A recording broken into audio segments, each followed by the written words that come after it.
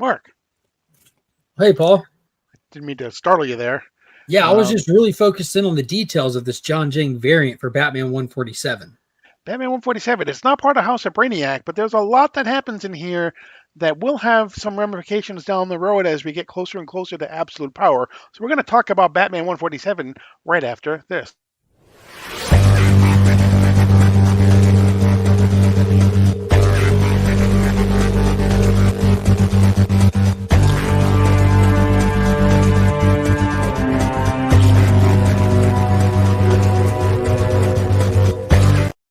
Before we get started, make sure you subscribe to the channel. Make sure you hit the notification bell so you're alerted whenever we upload new content. Don't forget to hit the like button. Leave us a comment down below. Let us know what you thought of Batman 147 and also what you're thinking of overall, whether it's Dark Prisons or Absolute Power as we lead up to it or House of Brainiac. We're covering it all. So All of that. There is nothing that will not escape our purview. At this point, absolute powers in our crosshairs and everything is leading up to it and building up to it. Batman is no exception. Exactly. And we get, like I said, we get a lot that happens. Even though we haven't really talked, we talked about Batman a little bit ago, but now we're in Dark Prisons. Batman has escaped from his prison down below. For context, if you haven't been reading Batman, his android robot failsafe has taken over. It has one of Batman's most sinister, purest personalities in it, and so it's basically like pure Batman running an unbreakable android. It put Batman in a prison and took over his city, took over everything. Even has Damian as a sidekick, thinking that Batman physically is dead and his consciousness is now in this robot. And that's where we're at. Batman breaking out of the prison, hence the name Dark Prisons. Correct. And it's Zero-Na, so it's basically Batman with absolutely no morals whatsoever. No morals. Pure vengeance. Exactly. And everyone's lost him somehow. Exactly. However, Damian seems to think that it is actually Bruce Wayne that is in because he asked it. He said, "Right, hey, are you my dad?" He's like, "Of course I am." Right, exactly. I believe you. Right. I mean, daddy issues embedded in Damian have definitely played into his acceptance of this being what's left of his dad. Right. He wants it to be. He wants to be his sidekick. He wants them to fight bad guys together just to live for the job. And that's what Zero-Na does. And that's what Damian. And this Batman that Damian is seeing seems to be more in line with the morals that Damian many times seems to express as well. Very Ra's al Ghulish. Exactly. So we start with Damian. Speaking of Damian and Zero-Na, we start with Batman and Failsafe, just having a quick one-page discussion here. But then we quickly go to we see Vandal Savage, who is doing a speech on the steps of Gotham City Hall, or Gotham. It's either City Hall, the police. Gotham Hall City. Gotham Hall. Yeah, there you go. And someone comes up and attacks him, tries to shoot him. The bullet is blocked by Zero-Na, who then captures the would-be killer. And Zero-Na has a discussion basically with Vandal Savage, who says basically, "I know what you are. I know who you are. You're nothing to me." Pretty much the gist of the conversation. Yeah, Vandal's trying to make a shift to the public, the public perception, to win them over, and Zer's not having it. He's like, I'll be there for you eventually, basically. Yeah. Switch to Gamora, and we see why this is very important to Absolute Power. We see Amanda Waller in Gamora seeing everything that is going on, and basically realizing that Batman does not really seem to be who he was before. Something seems to be off, and basically says that it's time for the two of them to have a conversation. Daddy, keep putting it on to me. Oh my goodness.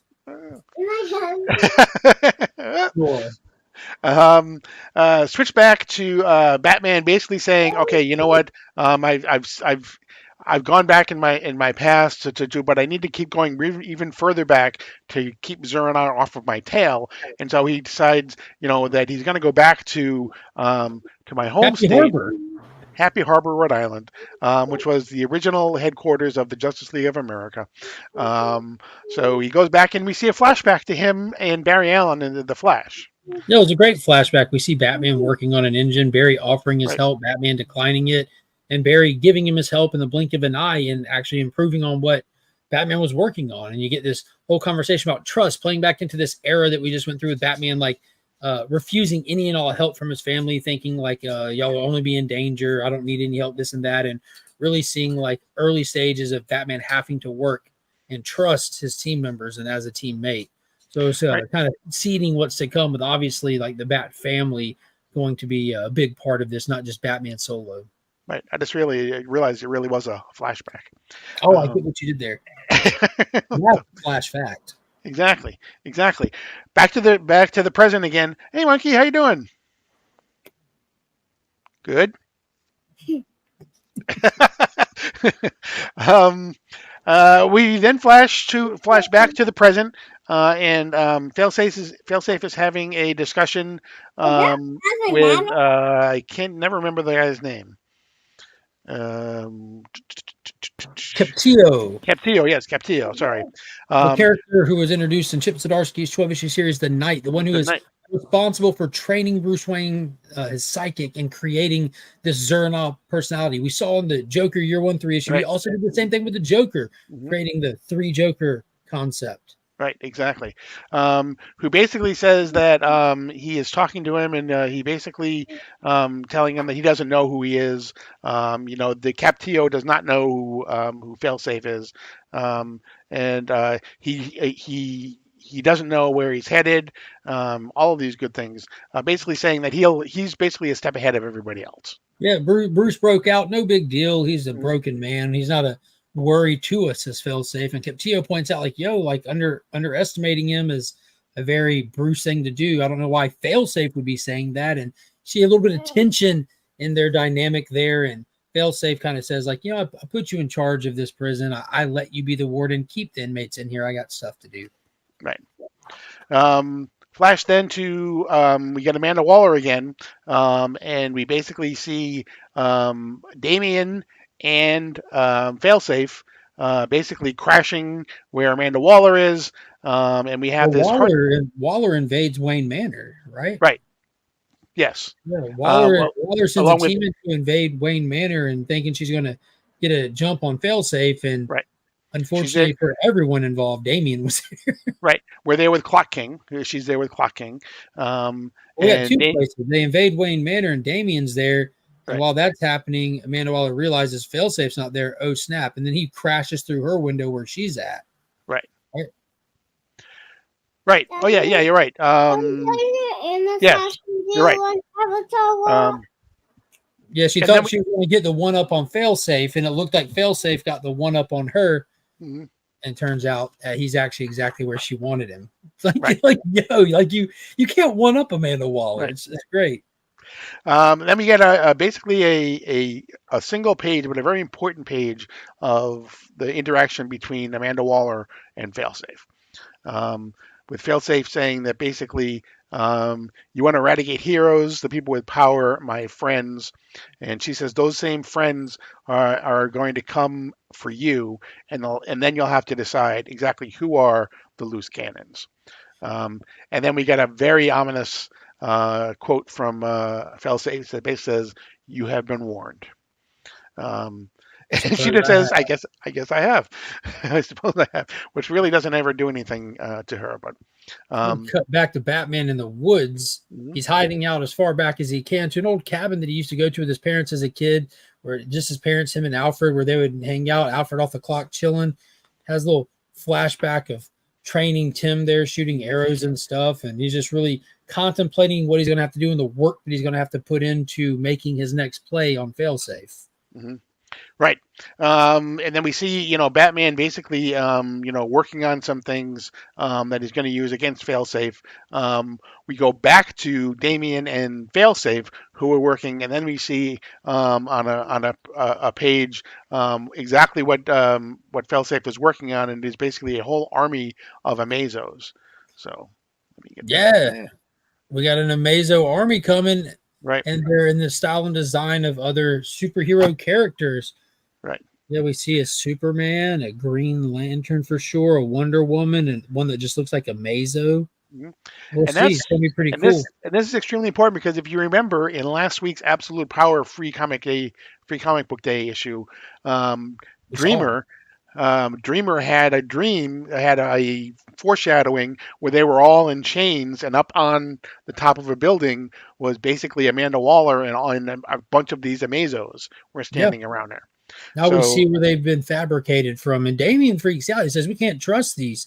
Right. But Zuranoff Failsafe says, I've uploaded variations of Batman from across the multiverse. I collected them on my travels with their aid and will provide safety, not just to Gotham, but the world. And that's when it clicks with Damien. Like, yo, if you took all those personalities from all those Batman, what did you leave them with? And then it clicked. He goes, oh, God, you took all the Zur-En-Arrh. You're Zur-En-Arrh. And then he immediately starts bobbing and weaving, trying to fight. And it's no fight at all. Failsafe locks him down, stops him in an instant, says, I knew I couldn't trust a Robin. I'm going to have to make one myself. And out of one of the two comes Zur-En-Arrh Robin. Zur-En-Arrh Robin, yeah. So we'll see what becomes of Damien. We'll see where this Zur-En-Arrh Robin comes from. He said he made him himself, which is very, very odd, very unique. He doesn't look like an Amazo. He just looks like a human. So we'll see. Right, Batman is continuing to do some work in his in the cabin where he is, continuing to build things, and then he hears something. He goes to see what it is, and it turns out to be Tim. It's just Tim. It's just Tim. Tim knew where he was. Come to bring you food and bread. I knew you weren't going to take care of yourself. Yeah, and that's when he said Batman and Robin, and Tim says Batman and Robin. The next we click. See that? See what I did there? We move to a very interesting conversation between Tim and Bruce. Bruce explaining everything that has happened with Zur-En-Arrh from the very beginning to Tim. Basically saying that what Zur-En-Arrh did was he basically instilled fear in him. The fear that he says he understands that he's not worried about himself. He's worried that the fear is that Bruce has somehow brought everybody. He's going to bring everybody down with him, all of the people that he has cared for. And he says that he says there's no it's going to end somehow. It's going to be a stray bullet, a broken back, dying in the alley. I've had nightmares of it, that it was all of my fault, and that he's never been good with loss. Never been good with loss. Yeah. And that's when Tim says, exactly. And that's when Tim says, look, Bruce, we all chose this life. You may not realize this, but you saved us. And it's how you live. Don't worry about how you're going to die. It's how you live that counts. Heard that before somewhere. Exactly. Yeah. And that we all help each other. And that includes helping. We all help others, and that includes helping each other. And as we see, as Bruce is continuing to talk about, he says, Zor got into my head. He made me scared, made me turn against all of you, but he doesn't understand. He's never understood that you're my strength. I can't do this alone, but more importantly, I don't want to do this alone. Not anymore. I need my family, and it's time to put this monster down. And we see the new suit, the new Batman suit that we had been seeing with Batman, and I'm sure we'll get Tim now, and I'm sure over the next we got 2 more issues of this, maybe Dark 3. Prison. The Dark Prisons. I think it actually all comes to a head in 150, so we may get 3 more issues of this. Yeah, I mean, bottom line is it's coming to a head in Absolute Power. Right. Exactly. Yeah, this is head and there. But dude, this whole run, this whole failsafe stuff, it has just gotten so much better as it goes. I was kind of at the beginning of it, and Chip's just had so much time. At this point, he's been on it long enough that he's built to all of this. Like, it seemed like it was in the map when he started the run that we would eventually get here. So everything that he's done, though he said early on he had no idea how long to be on Batman, and he wanted to do just write in arcs, and just think of arcs, not on long run.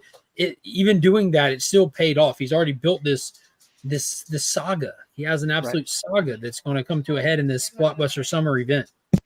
Right. And when you think about it, I mean, and I'm not dissing on any other writer, but when you think about the stuff that Tynan did and the stuff that Williamson did, they created Abyss, they created Punchline, they created Clown Hunter, they created, Ghostmaker, Clown Hunter, right. The Designer. They were around for like 6 issues, and then we basically haven't seen them again. Until the cover this week. Exactly, except for the cover that John did this week. Chip has things that he obviously seeded before he was even writing Batman proper. When he was writing the Knight, The Knight, he has stuff that is still coming and still impacting the Batman stories. So he definitely has been playing the long game. As well as all the Xeronox stuff leading up into Absolute Power as well. So as I was saying, to that point, the fact that it's leading to Absolute Power just brings more stability and strength to that event. It doesn't feel throwaway, it doesn't feel mailed in, it doesn't feel out of nowhere. The past few years we've had some events that are like, we're going to do this, and they had to interject the event that set it off. Right. Out of nowhere, a NECA star invades. Out of nowhere, a volcano erupts. Right. This is the opposite of out of nowhere. Mm-hmm. Exactly. And it makes me even more excited. We're now probably less than 2 months, or just about 2 months away from Absolute Power. Actually, it is, because it'll come out in July. So we're 2 months away from Absolute Power. July what? I think it's towards the. Well, actually, no. I think it's the first or second week of July. No, I don't think so. Is it? No, I think that's right after vacation. It's 12/21 is vacation gap, so it might be right before. I think it is right before, yeah. It coincides with the first week that DC is going back to Wednesdays. Absolute Power #1 is the first week that is going back to Wednesdays. Perfect. Well, either way, we'll be recording this one. I'll be at the condo. And there's a backup story too that has to do with Edward Nygma, the Riddler. It's part 1, also written by Chip Zdarsky. It is kind of, there's some. It's not necessarily, but required reading, but it does seem as though Edward Nygma, again, we have Captio is there as well. There is a really good line. There's something that Captio says. He says basically, it's about you, it's about all of you. See, it's easy to push people down a dark path. Sometimes all it takes is one bad day, he says in there. So I was kind of like, yeah. But he basically he wants to see if now he can actually make Edward Nygma into a good guy, is basically how the story ends. Yeah, this dude just likes to mess with people's minds. Yeah, he really does. Yep. And so we'll see how that works because I'm sure it'll probably run the next 3 issues as well, with Chip Zdarsky, and Edward Nygma may play an important role in helping Batman defeat Zur-En-Arrh, although he probably won't defeat him for good, like you said, because he's going to end up in Absolute Power as well. So yeah, I'm still waiting to see what happened with Catwoman going to the Joker recently. Yeah, absolutely. Next week we're back to House of Brainiac. House of Brainiac Part 3 comes out with Action Comics number 1065, I believe it is. As well as tracking Absolute Power, Suicide Squad comes out. That Dream Team comes out, which is actually a Road to Absolute Power book. Right, exactly. Yeah, so we're going fast and furious, for lack of a better phrase. There's got to be a better phrase. Exactly. But that's going to be it for this edition of DC Comics Deep Dive. Again, don't forget to subscribe, hit the like button, hit the notification bell, leave us a comment, let us know what you thought of, if you read Batman 147 Dark Prisons Part 3, let us know what you thought. Are you getting excited for Absolute Power? We certainly are. But again, let us know. But that's going to be it. As always, I am Paul. He is Mark. But we are Legion. And you're now leaving Sector 2815.